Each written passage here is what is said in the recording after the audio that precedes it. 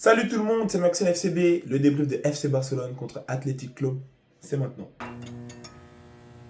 Ok les mecs, on se retrouve pour débriefer FC Barcelone contre Athletic Club ou Athletic Bilbao, Bilbao comme vous voulez. Victoire 2-0 aujourd'hui du FCB et c'est une victoire assez anecdotique. Elle est assez, je sais pas comment dire, elle est assez bizarre. C'est, j'ai pas envie de dire pas mérité parce que c'est faux. Ça serait grave d'employer ces mots-là. Mais dans les 1000 scénarios qui puissent y avoir, vraiment, on est encore dans l'un des meilleurs scénarios. J'aime beaucoup cette analogie. Parce que aujourd'hui, ça aurait pu vraiment se passer différemment. Je pense que les faiblesses du FC Barcelone ont été montrées, surtout les 15, les 20 premières minutes où l'Athletic Club était largement au-dessus, où le Barça ne voyait pas le jour, n'arrivait pas à posséder le ballon. L'Athletic Club nous faisait tourner, faisait une action, deux actions, récupérer la balle, soit via un contre favorable, soit via un pressing. Et donc voilà, le Barça était acculé. Et voilà, et j'ai envie de dire ce que je dis toujours, c'est que contre une équipe plus sérieuse, parce que voilà, on est contre Bilbao, ça va encore, contre une équipe plus sérieuse de premier plan, en LDC, tu prends, je pense, un, deux buts en 20 minutes. Parce qu'avec la prestation que tu fournis, avec la prestation que eux fournissent, tu prends un, deux buts, et c'est assez logique de partir sur un match où tu perds déjà de deux buts. Donc, dans tous les cas, on part sur, comme d'habitude, les compositions, et après, on rentre dans le cœur du match. Du coup, FC Barcelone 4-2-3-1 comme d'habitude. John Garcia au goal, Xavi Espart, Gérard Martin, Koubarsi, Eric Garcia pour la défense. Pedri Bernal, Fermin Gis, Gordon Rafinha, Lamine Yamal. Du côté de Bilbao, 4-2-3-1 également. Unai Simon au goal. Rincon, Alvarez, Laporte, Louis-Jean. Comment il s'appelle? Jory Guizard, Canales pour le double pivot. Inaki Williams, Sunset, Nico Williams et Guruzeta en attaque de pointe. C'est ouf. Je viens d'y penser là, il appelle Inaki et Nico. Ça veut dire c'est vraiment deux trucs qui se ressemblent. Mais bref, on va parler du Barça. Du coup, on rentre dans ce match. On rentre pas assez bien dans ce match. On rentre pas assez bien dans ce match. Le seul qui met de l'intensité, c'est Rafinha. Le seul qui met de l'intensité, c'est Rafinha. Et donc, ça fait que Yamal, surtout Yamal, fait pas un bon match. C'est pour ça que si tu guettes la note, hein, là, il a marqué 8,1. Il n'est pas du tout à 8,1, je ne sais même pas s'il est à 7. Donc, ça veut dire que Yamal, on n'est pas sur un bon match. Il fait une première mi-temps à chier. Il fait même 60 premières minutes. Elles sont. En fait, au-delà de dire que le niveau n'était pas au rendez-vous, c'est l'envie n'était pas au rendez-vous. C'est-à-dire que on a beau se dire, ok, Yamal, qu'est-ce qu'il a? Il y a certaines rumeurs, oui, comme Baldé il a failli quitter le club. Bon, bref, Baldé maintenant l'a prolongé, donc ça veut dire il n'y a plus d'excuses. Est-ce que c'est encore la blessure, sa pubalgie? Est-ce que c'est sa croissance? Est-ce que il y a quelque chose? Mais il y a quelque chose qui va pas. Il y a quelque chose qui va pas et c'est plutôt de. J'ai même pas l'impression que ce soit de la blessure physique, mais c'est plutôt de l'ordre du mental. C'est dans son mental que ça va pas. Et c'est en lui-même, et il n'y a pas d'envie.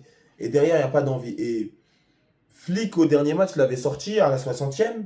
Très bon choix. On n'est pas au Real Madrid où on a peur de faire sortir les joueurs, même si ça commence à changer. Ici, il ne le fait pas sortir parce qu'il a eu raison. A raison, parce que ce qu'a fait les 30 dernières minutes Lamine Yamal, c'est un Yamal dont on a un peu plus l'habitude, hein, qui n'est toujours pas assez standard. Parce qu'il y a beaucoup de passes ratées, beaucoup d'imprécisions. Et il y a des ballons qu'on donne, par exemple celui de Pedri, j'ai pensé, où Rafinha a marqué sur exactement la même balle. Yamal doit faire mieux et il y avait Adeyemi au second poteau. Mais il manque de l'envie. Il manque de l'envie et ça se ressent. Et moi, ça me fait chier de regarder ça. Parce que au Barça, on pense à tout le monde, on est un collectif. Et quand je vois l'exemple de Rafinha, qui est un exemple ultime, qui est ton capitaine et qui se brûle dans les efforts. Et c'est pas les mêmes buts que Mbappé. Je sais pas comment dire, c'est pas les mêmes buts que Mbappé, c'est pas les mêmes joueurs. Rafinha, il n'est pas là pour absorber pour lui. C'est via son sacrifice qu'il brille, qu'il shine. J'allais parler anglais. Qu'il est éblouissant. C'est via son sacrifice à l'équipe que moi aussi j'ai envie de me donner pour toi. Quand Rafinha il joue, moi j'ai envie de me donner pour lui. Quand Yamal il joue, je lui dis qu'il se casse, qu'il se casse. À un moment, qu'il se casse. Qui se casse. T'as pas envie, ben casse-toi. On te laisse une mi-temps, tu nous ponds une mi-temps pareil. Casse-toi. Casse-toi. Parce qu'aujourd'hui, il y a deux choses. Il y a deux raisons pour lesquelles le match il a été serré de A à Z. Même à 2-0, pour moi, le match est serré. Unai Simon qui a décidé qu'aujourd'hui, non. Voilà. Donc ça veut dire que là, vraiment, il est vraiment en forme. Il a vraiment sa forme de la Coupe du Monde. Hein. Coupe du Monde, rappelle, il a pris un but dans une Coupe du Monde. Donc voilà, hein, si je dois en dire plus, 29 ans. Donc voilà, si les gens observent cette saison, peut-être qu'il va être transféré ailleurs parce que voilà, Bilbao, c'est pas à son niveau là. En tout cas, c'est pas le niveau qu'il a montré. Hein. Vraiment, il est supérieur à tout le monde sur le terrain. C'est pas possible qu'il a mis des parades, même dans des buts hors jeu, dans des trucs hors jeu, il met des parades. La frappe d'Adeyemi, il arrête des pieds. La deuxième frappe d'Adeyemi, il arrête. Plusieurs frappes. Il a fait des parades, une tête et tout. Il a fait des parades. Il a, à lui tout seul, mis de l'attention dans ce match-là et fait que ce qu'aurait dû faire Flick dans un autre cas de figure, il n'a pas pu le faire.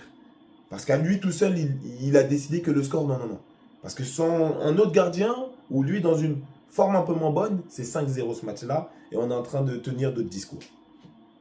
Et du coup, il y a deux raisons. Il y a lui, et il y a le fait du pressing asynchrone. Du pressing très fort de la part de Rafinha, mais Lamine Yamal, pressing inexistant parce que j'ai pas envie, caca nerveux. Gordon, c'est plutôt le temps de s'habituer. Ok, bon, ok, ça se passe comme ça. Ah, ok, je suis un peu en retard. Il est plusieurs fois un peu en retard. Donc, ça crée un décalage. Rafinha sait comment se donner, course arrondie parfaite. Et c'est Rafinha qui indique déjà du doigt. Ok, moi, je vais aller presser comme ça, donc toi, va déjà là. Donc, c'est pour vous dire.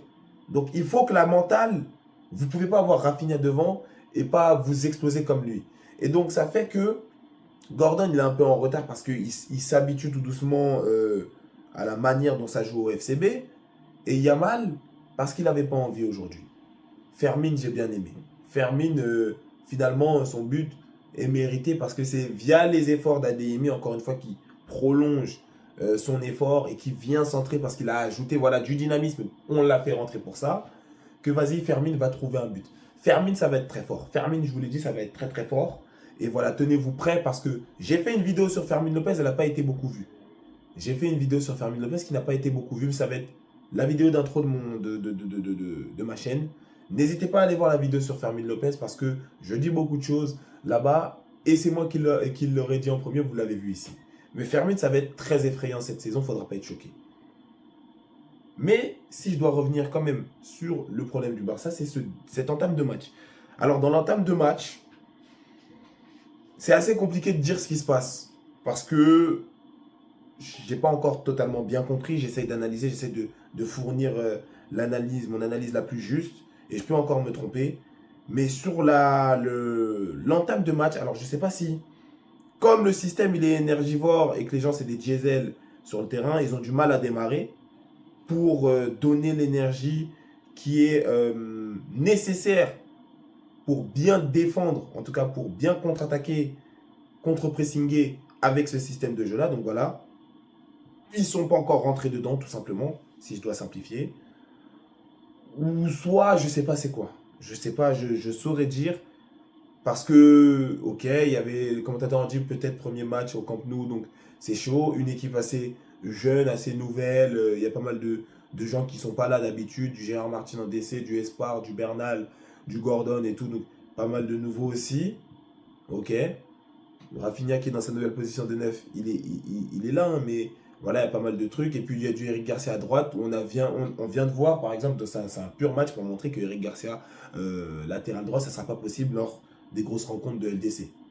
Voilà, un vrai ailier, il se régale avec Eric Garcia. Donc c'est bien, ça a été montré. Eric Garcia, c'est un couteau suisse comme un peu Xavi Espart, qui peut dépanner en DC et en 6 et en latéral droit. Mais finalement, quel est son vrai poste? Eric Garcia, tu vois, quel est son vrai poste? Donc latéral droit, c'est pas possible. Donc ça veut dire que le Barça, en ayant vu ce match-là, a la nécessité de recruter un latéral droit. Parce que Christensen se reblessera sûrement, parce que Gérard Martin, ça ne suffit pas actuellement en DC, il ne peut pas être concentré tout le match. Il l'a montré encore. Il y a quelques petites imprécisions, quelques passes ratées. Mais donc voilà, Si Eric Garcia peut retourner dans l'axe, Eric Garcia Koubarsi, c'est déjà un peu plus rassurant. Et Gérard Martin, venir gratter le temps de jeu d'Eric Garcia, moi je pense que ça serait plus juste. Derrière, il nous faudrait un vrai latéral droit, puisque Koundé aussi, entre guillemets, envie de retourner dans l'axe. Mais même Koundé aussi, c'est facile quand il joue à droite. Donc là, il y a la vraie nécessité de recruter un latéral droit et de voir qui tu vends juste après. Soit tu vends un Koundé, je crois que le Barça était ouvert, s'il y a jamais il y avait des offres et tout. Voilà, pour une équipe qui serait intéressée de le faire jouer d'essai, même si ça fait longtemps qu'il n'a pas joué d'essai, tu peux essayer de vendre un Koundé un 40, un 50 millions, si t'es bon, et une équipe voilà, qui voudrait le faire jouer d'essai.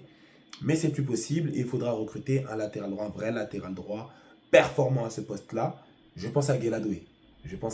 Ça pourrait être très très fort. Je pense que c'est un peu coûteux. Je crois que c'est un 0-1, donc c'est un peu coûteux. Mais pour ces prochaines années, c'est important. Si on arrive à le booker, ce qui est quelque chose d'impossible, hein, parce que c'est l'un de mes souhaits, si on pouvait le booker avant que la fin de ce mercato-là, ça serait une très bonne affaire parce qu'il va encore plus exploser, je pense, par la suite. Et derrière, il va commencer à coûter une somme invraisemblable. Si on arrive à le booker là, c'est vraiment un choix d'avenir. Parce que ce mec-là, tu peux compter sur lui pour longtemps. Mais en tout cas, voilà. Si je dois revenir un peu sur le football qu'on a produit après les 20 minutes où on s'est fait écrabouiller dans le jeu, on aurait dû prendre 1-2 buts. On est sur du beau foot, on est sur du Barça. Derrière, j'avais envie de dire, il y a eu un manque de réalisme devant. Alors, c'est mitigé parce qu'il y a eu un très gros gardien, c'est vrai. Mais il y a certains trucs où même s'il y a un très gros gardien, je pense que c'est nous qui avons raté. Plus que c'est lui qui a arrêté. Il y a des trucs, c'est lui qui a arrêté, il sort des parades de malade. La reprise de Fermin, la frappe de Adeyemi, même il l'arrête du tibia, la barre de Yamal. Donc il y a des trucs, c'est des arrêts purs, et il y en a plein d'autres, j'en oublie. Il y a des trucs, c'est des ratés. Il y a des trucs, c'est des ratés. Et Adeyemi, quand Yamal il lui fait le centre, ça c'est un raté. Je crois à un moment, il y a quelqu'un qui fait un centre. Bon, Rafinha il a mis une tête, un poteau, mais c'est quelque chose qui arrive, tu vois. Mais il y a des ratés, tu vois. Et derrière, on profite d'une faute de Laporte, où voilà, on marque le but. Voilà. On produit quand même voilà, 3,91 d'XG, donc 4 d'XG. Donc il y a eu un très gros gardien. Donc vraiment, parce qu'on attendait 4 buts, tu vois, limite, donc c'est pour vous dire. Et il n'y a pas eu but. Il n'y a pas eu de but, il n'y en a eu que 2-0. Donc ça veut dire qu'ils s'en sortent bien de leur côté, mais on a manqué de réalisme de notre côté. Donc ça veut dire que ça va être quelque chose à corriger parce que le système de jeu du Barça il est tellement énergivore, il est tellement basé sur le fait que on sait que tu vas marquer, mais nous on va marquer plus que toi, que si tu marques pas, derrière tu te fais déculoter. Ça peut pas être doucement, tu prends la fessée. Donc ça veut dire que c'est un match très intéressant. C'est un match très très intéressant. Et voilà, c'est un match. Les changements après ont apporté du neuf et ont apporté le deuxième but, notamment grâce à Adeyemi. Mais c'est un match très intéressant dans l'analyse du Barça et de comment ça se passe, par exemple, parce que Unai Simon a très bien gaulé, mais c'était très bien défendu aussi de la part de Bilbao. Mais comment ça se passerait du coup contre un Courtois, un top gardien, un Neuer, voilà, un gardien qui t'empêche de marquer, et derrière une équipe qui est assez unie, tu vois. T'as un top gardien aujourd'hui, mais t'as une équipe moins forte que toi, mais qui te met bien quand même via son jeu collectif les 20 premières minutes. Donc, imagine une équipe où tout le monde est fort sur le terrain pour de vrai avec un type de gardien comme ça. Donc, ça veut dire que c'est un Raya, un Neuer, un Courtois. Et derrière, les gens sur le terrain aussi sont performants. Ça pourrait très mal se passer, ça peut tourner vraiment au scénario catastrophe. Et c'est pour ça que je disais vraiment ça. C'est ça mon analyse finalement de ce match-là. En tout cas, les gars, c'est qui fait la vidéo comme d'habitude, tu likes, tu commentes et tu partages, tu t'abonnes. C'est la fin de mon débrief. Prenez soin de vous et des vôtres. Lien de mon TikTok en description. Et à plus pour la prochaine vidéo.